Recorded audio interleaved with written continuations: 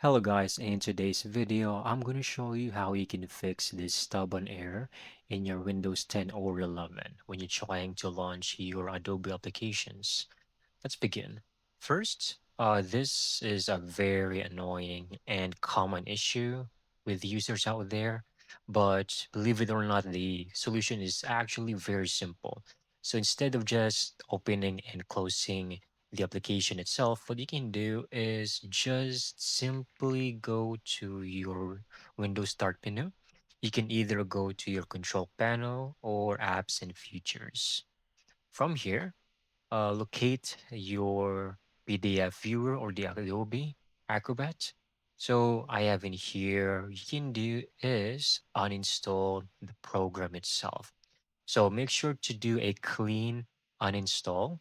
And once done, close everything and make sure to download the latest version from the official website. Now, once you have installed the latest version, everything should not be working smoothly as ever. I did check Reddit, and most users, this method definitely works for them. And that's it. That's how you can easily get this done. Thank you so much for watching. I hope you found this video very helpful.